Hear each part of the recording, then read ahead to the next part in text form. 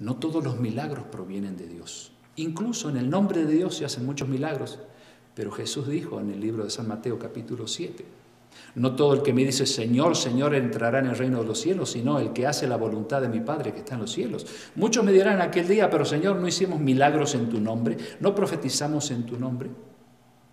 Y Jesús les dirá, apartados de mí, no los conozco, hacedores de maldad.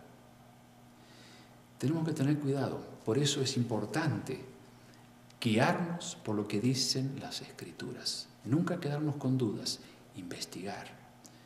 Y al estudiar el libro del Apocalipsis vamos a ir descubriendo muchas otras cosas a través de las cuales el diablo pretende engañarnos.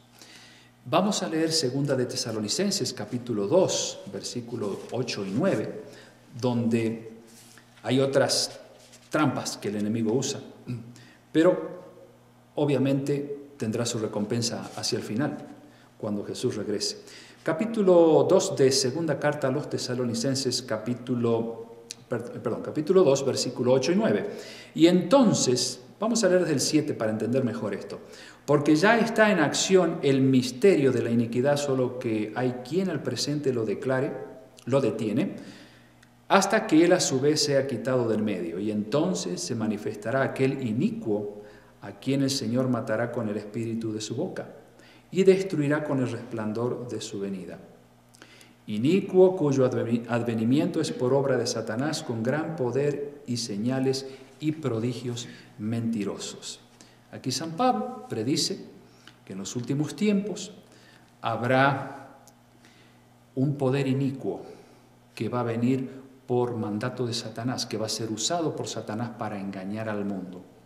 Un poder terrenal del cual vamos a estudiar más adelante.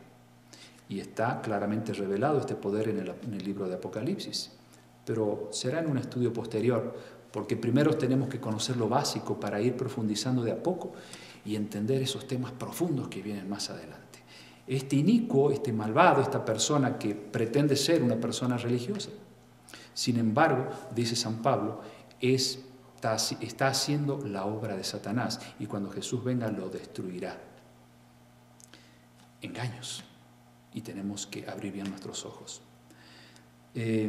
Vamos a leer el capítulo 24 de San Mateo y el versículo 24, cuando Jesús hace una clara advertencia a todos los cristianos. Y dice así, San Mateo capítulo 24, versículo 24. Porque se levantarán falsos cristos, hablando de los últimos tiempos, los tiempos que estamos viviendo ahora, amigos. Y falsos profetas, y harán grandes señales y prodigios, de tal manera que engañarán, si fuere posible, aún a los escogidos. En otras palabras, el diablo está tan airado contra los escogidos, contra los hijos de Dios, que va a tratar incluso a ellos de engañarlos. Y quiero decirles algo, cuando nosotros entregamos nuestro corazón a Jesús y queremos vivir de acuerdo a su voluntad, es cuando más el enemigo se enoja, cuando más quiere entramparnos, cuanto más comenzamos a tener problemas, porque precisamente estamos dándole la espalda a ese ángel caído al cual le servíamos por ignorancia en el pasado.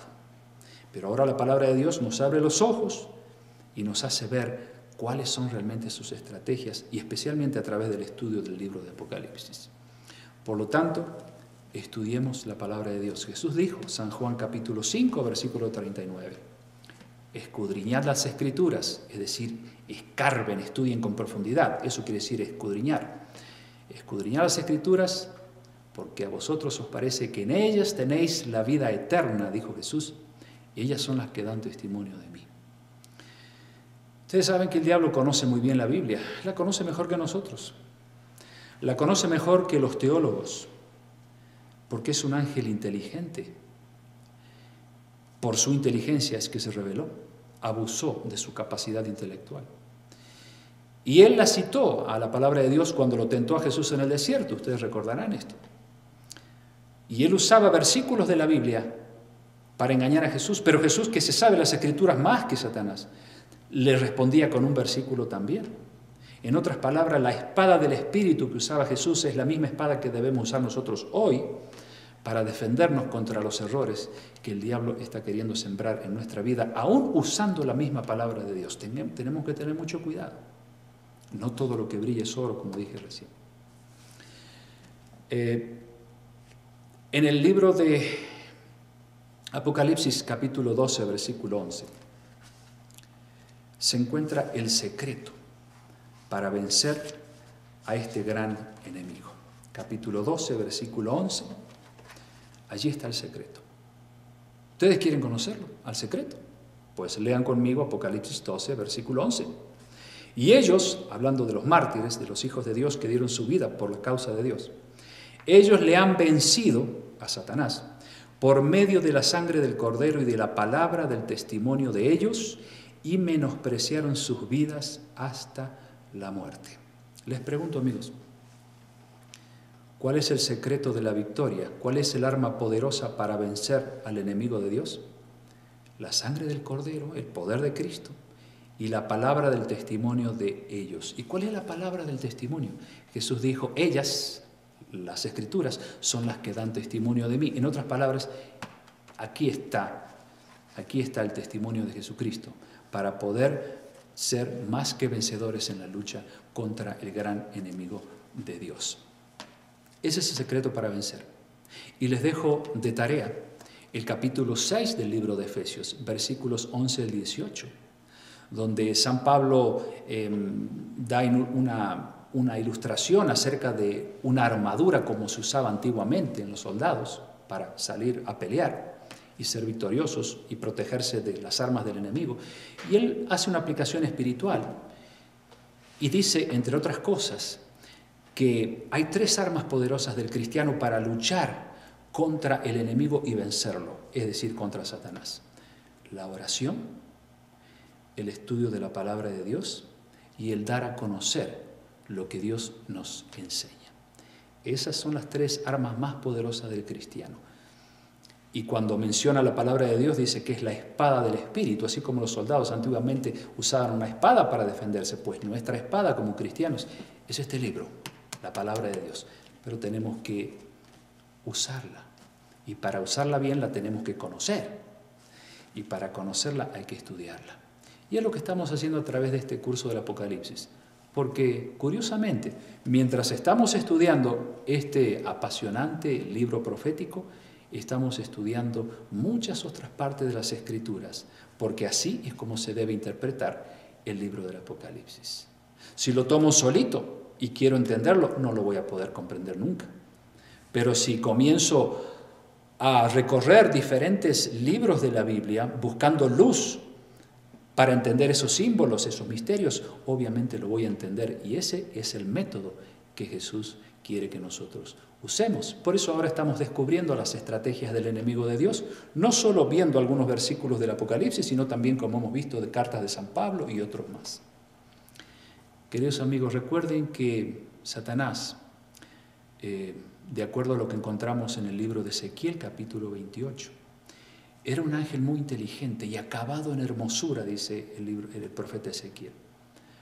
Pero por la multitud de sus contrataciones, dice, por la multitud de sus planes maléficos, Dios lo tuvo que echar. Pero era un ángel hermoso. No es un ángel con cuernos rojos, con una cola larga. Así la gente lo ha pintado. Y él se alegra cuando uno cree que es un monstruo. Pero Dios no crea monstruos, amigos. Dios crea ángeles bonitos, perfectos, hermosos. Así como creó la primera pareja, Adán y Eva, que eran realmente bellos. Entonces, cuando usted vea una imagen de Satanás de esa manera, recuerde, Satanás no salió así de las manos de Dios, salió de las manos de Dios como un ser perfecto. Dios no creó a Satanás, creó a un ángel perfecto, muy inteligente, pero lamentablemente usó su hermosura y su inteligencia para desviarse del buen camino. ¿Cuántas personas hoy, por culpa de la belleza y de la inteligencia, también andan por malos caminos? Así que no se preocupen si ustedes no son bellos y no son muy inteligentes. Y si tienes belleza e inteligencia, úsalas para el bien, porque es un don que Dios te ha dado. Queridos amigos, hemos repasado las estrategias de este ángel caído. Aferrémonos a Dios Busquemos el poder de la sangre de Cristo en nuestra vida. Guiémonos por la palabra de Dios. Aprendamos lo que el Señor nos enseña allí, para que ante las tentaciones y las insinuaciones engañosas de Satanás siempre triunfemos con un escrito está. Que no nos vengan con palabras extrañas, sino con la palabra de Dios. Y si nos vienen con doctrinas extrañas, pues hagamos como los bereanos. Investiguemos para ver si lo que me predicaron tiene apoyo en la palabra de Dios, para que el enemigo de Dios no nos engañe. Estas son algunas de las estrategias de Satanás. Hay muchas más, pero las vamos a ir descubriendo a la medida que sigamos estudiando este apasionante libro profético, el Apocalipsis. Si tienes comentarios, preguntas, dudas, no dejes de escribirnos en nuestro blog, en nuestra página web. Deseo de corazón, amigos, que Dios los bendiga, los fortalezca y nos ayude como cristianos a saber luchar con las armas espirituales que Dios nos ha dado para que seamos más que vencedores y Cristo sea victorioso en nuestra vida y el enemigo de Dios nada tenga que hacer con nosotros. En la próxima disertación habremos de tocar otro tema realmente apasionante del Apocalipsis. No se lo pierdan. Que Dios los bendiga y entonces será hasta la próxima.